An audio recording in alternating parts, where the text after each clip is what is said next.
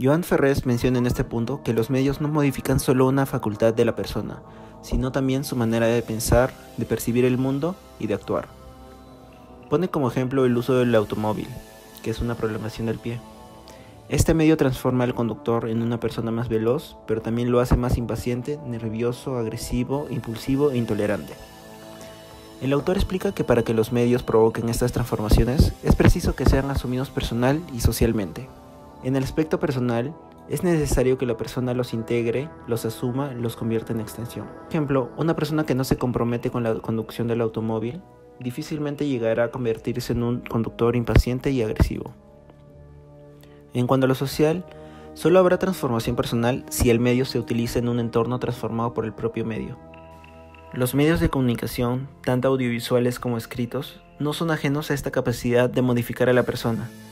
Ferrés se centra principalmente en la televisión, la cual transforma los hábitos perceptivos de los espectadores al crear la necesidad de una hiperestimulación sensorial. El movimiento tiene una gran fuerza para atrapar la mirada humana, ya que es uno de los grandes atractivos de la televisión como recurso para la captación de la atención y como elemento gratificador para mantenerla. Cuando el autor habla de movimiento, se refiere no solo al movimiento de los elementos dentro del encuadre, sino también al movimiento de la cámara y al cambio constante de planos. Una de las manifestaciones más evidentes de la modificación de las experiencias perceptivas por la televisión es precisamente la multiplicación de los estímulos visuales y auditivos. Los mensajes televisivos se caracterizan cada vez por un ritmo trepidante, por una aceleración cada vez mayor en la sucesión de planos. Para el espectador que se va habituando a este ritmo, la posibilidad de movimiento se acaba convirtiendo en necesidad de movimiento, ya que si no hay cambio, le parece aburrido.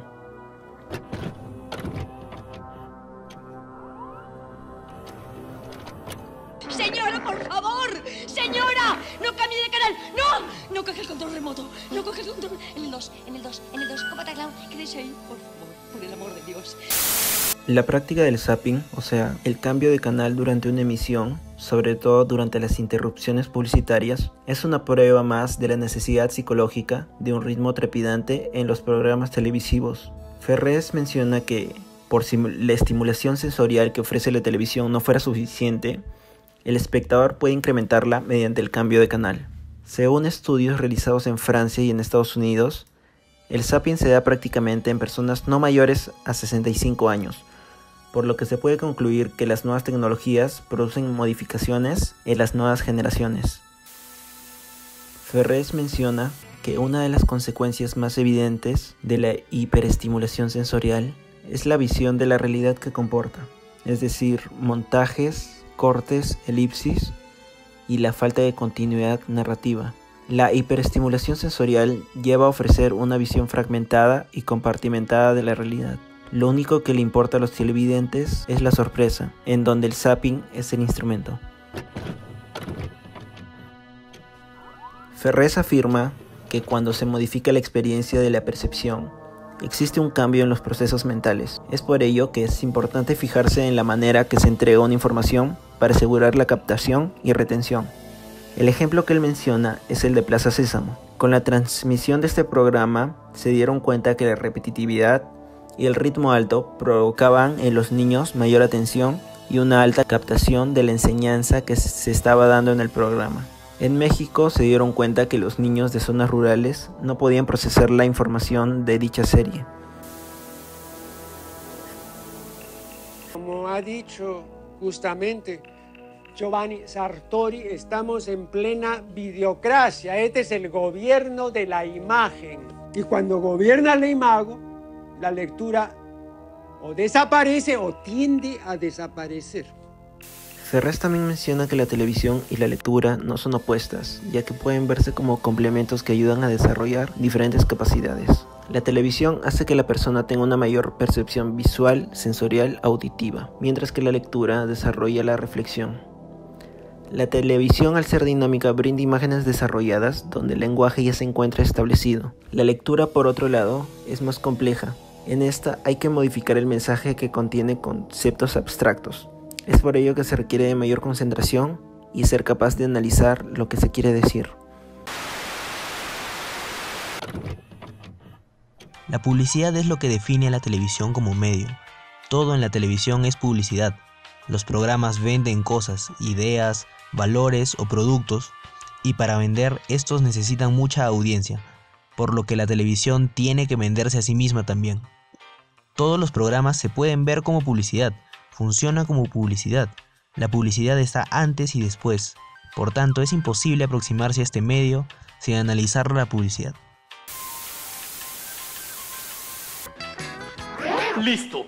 Ahora solamente falta que lo pasen un montón de veces por televisión y directo al subconsciente de los peruanos. La televisión es el reflejo de una sociedad que vive para el consumo, por lo que todo lo que vemos en ella incita al consumo. Muchas de las series más famosas han sido diseñadas como vehículo para publicidad directa o indirecta.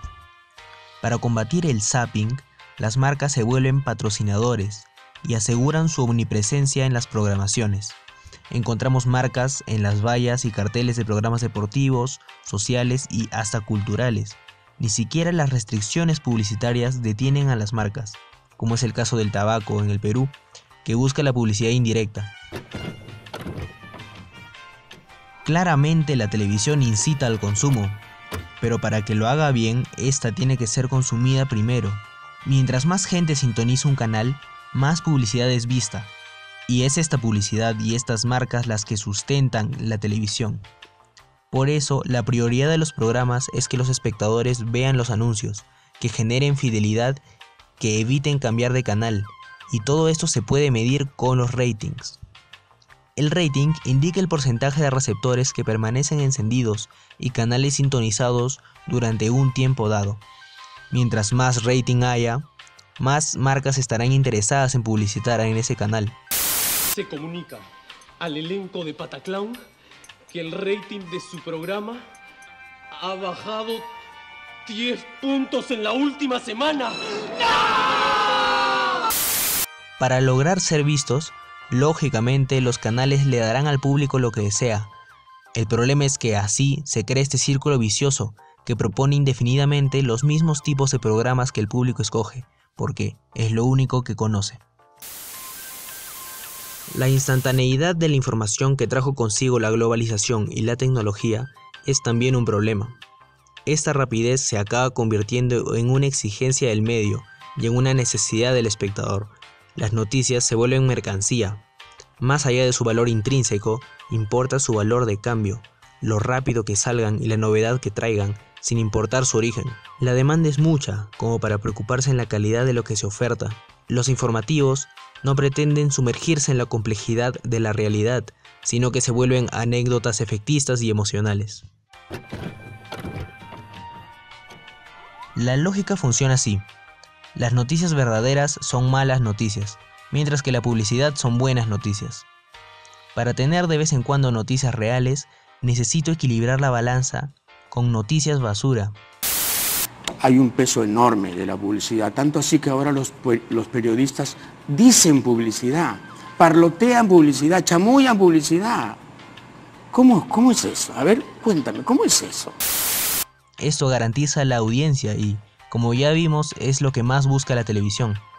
Los propios canales se vuelven mercancía al publicitar sus propios programas como si fuera un comercial cualquiera. Convierten sus programas en objetos de deseo. El espectador ha terminado con el cerebro lavado, consumiendo la TV en todo momento. No selecciona solo lo que le interesa, sino que mantiene el televisor siempre prendido, zapeando si hace falta, y esperando atentamente con la esperanza de que llegarán esas imágenes fascinantes que le prometieron en la autopromoción. Al final, la búsqueda de audiencia se traduce en una obsesión por el espectáculo. Antes el espectáculo era un ritual que se daba en un lugar y tiempo específico, pero la televisión hizo del espectáculo una posibilidad gratuita y cotidiana, espectáculo cuando sea, donde sea y constantemente.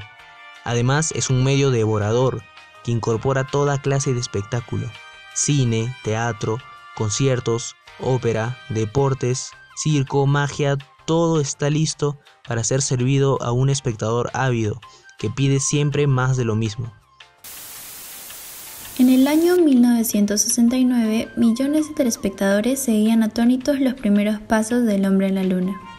Es así como una información televisada en directo se convertía en el espectáculo más fascinante de la historia, dando apertura a la patente de la mezcla de géneros que impone la televisión, la fantasía y la realidad.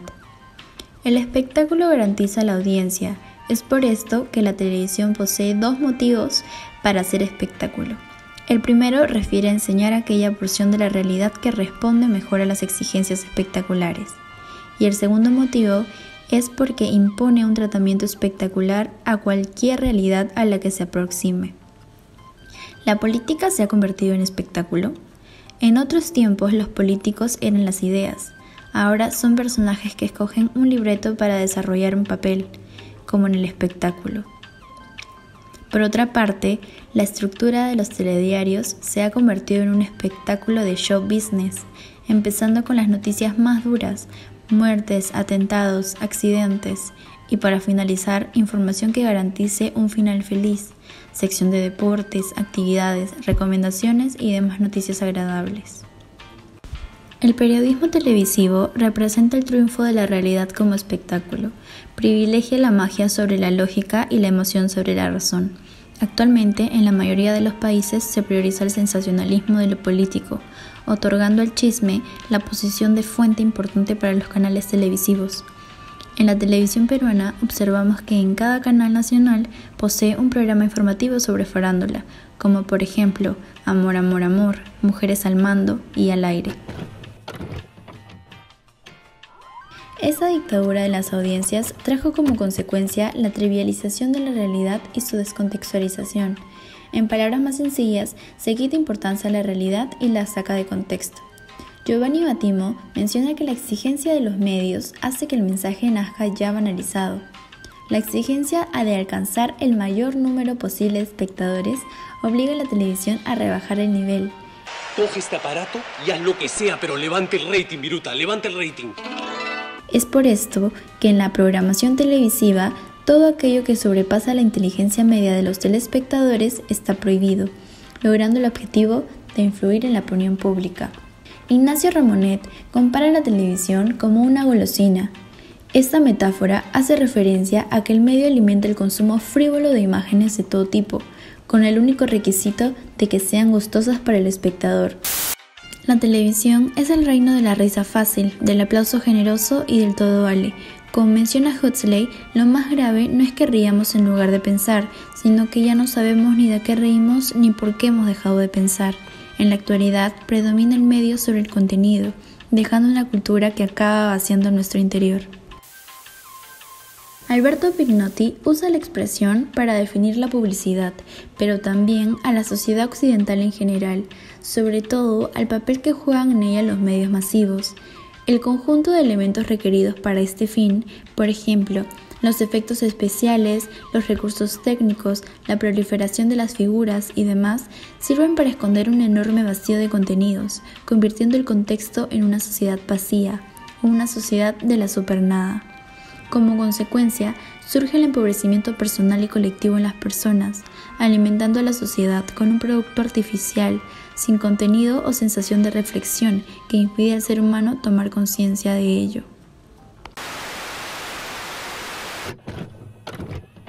La fascinación que tenemos con la televisión se debe a que ésta cumple todas las funciones del espectáculo. Empezando por la gratificación sensorial. Esta se da cuando al ver un espectáculo somos bombardeados con estímulos visuales y sonoros. Un simple movimiento puede crear emoción. Por otro lado tenemos la gratificación mental. Esta deriva de la necesidad básica del humano de fabular y crear historias, así como la fantasía. La narración puede servir para elevación, intermedio en el conflicto y también como una oportunidad para darle sentido a los hechos que nos rodean. La gratificación psíquica, por otro lado, proviene de la identificación y proyección, que nos permiten tener una liberación catártica. La identificación y proyección son mecanismos psicológicos por los cuales el espectador se integra emocionalmente al espectáculo. Empecemos con la identificación. Esta se produce cuando el espectador se sumerge en el punto de vista de un personaje. cuando puede verse reflejado en las características de este o la situación en la que el personaje se encuentra. La proyección, en cambio, se trata de cuando los personajes y situaciones despiertan sentimientos en el espectador a modo de reacción. Todo espectáculo masivo juega con estos mecanismos para lograr implicar al espectador emotivamente con la historia. La industria cultural se explica, sin embargo, yendo más allá de la identificación y la proyección, de manera que la televisión normalmente nos presenta un reflejo del inconsciente colectivo, que serían los valores cotizados que tenemos de manera inconsciente y que se le presentan tanto en grupo como personalmente. Sin embargo, la proyección no se detiene en las cosas que uno como espectador desea ver. El éxito y el desarrollo del cine de terror durante las crisis demuestra que también se le da al uso del espectáculo para encontrar más gratificante la realidad. El espectador proyecta en los monstruos de la pantalla sus temores, y de esta manera es tranquilizante verlos ser destruidos al final de una película. En estos casos se recurre al cine para encontrar más gratificante a la realidad y hacerla de esta manera menos cruel. El uso del espectáculo en momentos de crisis a lo largo de los años nos demuestra que mientras más cruel la realidad, más necesarios son los sueños y el escape. El espectáculo audiovisual se basa en la tragedia griega, que usando la imitación de la realidad generaba compasión y temor en los espectadores y terminaba con brindarles catarsis a sus emociones.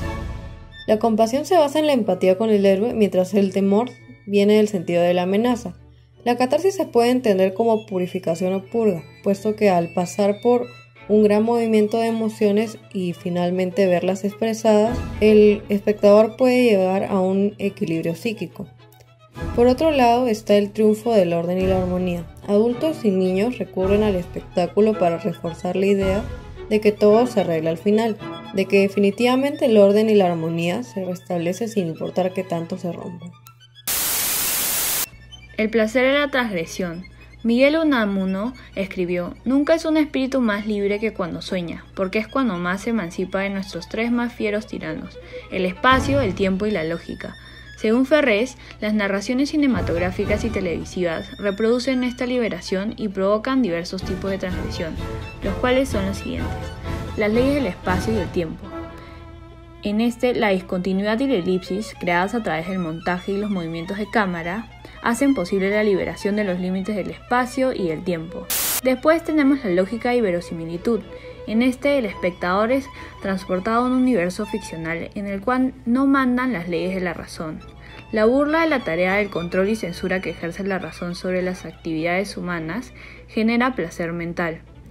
Dentro de la televisión, la lógica y la verosimilitud solo son exigidas en las convenciones de género, pero fuera de estos límites se acepta como verosímil fenómenos como King Kong, el hombre lobo, o que en los musicales, por ejemplo, las personas se pongan a bailar y cantar repentinamente. Después tenemos la monotonía y la mediocridad. Según Ferrés, el espectáculo permite al espectador vivir una experiencia mucho más estimulante que las que vive día a día. El hecho de que el espectador participe de manera vicaria en situaciones heroicas o extraordinarias genera un placer y tiene un carácter compensatorio. La transgresión también se produce desde la satisfacción que otorga una especie de curiosidad malsana, una necesidad de introducirse en la vida de los demás. La cámara sustituye los ojos del espectador en la exploración de dramas y conflictos cotidianos, los cuales no son accesibles en la vida cotidiana. La superación de la censura que la moral y las convenciones sociales ejercen sobre nuestras pulsiones también es fuente de placer. El placer del espectador procede, entre otros factores, de la identificación con unos personajes iconoclastas que introducen la ruptura en ambientes socialmente intocables. Después el autor nos habla de la dialéctica entre lo conocido y lo desconocido. Según Ferrés, uno de los mecanismos para incrementar la participación emotiva del espectador televisivo es la adecuada dosificación de lo conocido predecible y lo desconocido imprevisible. En la televisión, lo previsible es determinado por las estructuras genéricas de los modelos comunicativos. Por ejemplo, se sabe qué es lo que se espera de un western, de un thriller, de un musical o una comedia. Lo imprevisible desconocido produce el placer de la novedad. No obstante, una dosis excesiva puede producir desconcierto e inseguridad. Lo previsible conocido permite mantener el control sobre el relato o sobre la situación, pero es necesaria la novedad de la anécdota para evitar el aburrimiento. El autor se refiere a que el espectador es consciente de que lo que está viendo es una ficción, pero lo vive como si no lo fuera, para así alimentar su fantasía. Este necesita aceptar las mentiras como verdades, porque al implicarse emotivamente puede liberar sus conflictos internos. Esto depende, por supuesto, de cada tipo de espectador y de la situación. En diferentes espectadores y casos puede predominar el polo del saber o el polo de la credibilidad. A este mecanismo psíquico se le denomina la suspensión de la incredulidad. Desde el punto de vista de la implicación emotiva del espectador, puede analizarse el placer o displacer que producen las películas, series o cualquier programa de televisión. Cuando el espectador elige a sus héroes o heroínas, este demuestra sus ideas, intereses, pulsiones, esperanzas y problemas. Cuando valora un programa, se valora a sí mismo. Según el autor, se produce la paradoja de que el telespectador acude a la pequeña pantalla para huir de sí mismo, pero en realidad se encuentra, aunque sea de manera inconsciente. El mito de Narciso es un mito griego en el cual Narciso veía su rostro reflejado en las aguas y quedaba hipnotizado por su propia belleza y perfección. Algo así ocurre con la televisión, ya que es como un espejo que proyecta al espectador una imagen idealizada de sí mismo y del mundo. Para que funcione comercialmente, la televisión ofrece lo que el espectador quiere ver y oír, sea consciente o inconscientemente. El espectador se ve empobrecido como persona, pues se alimenta de sus propias ideas y gustos de manera repetida, en lugar de confrontarse.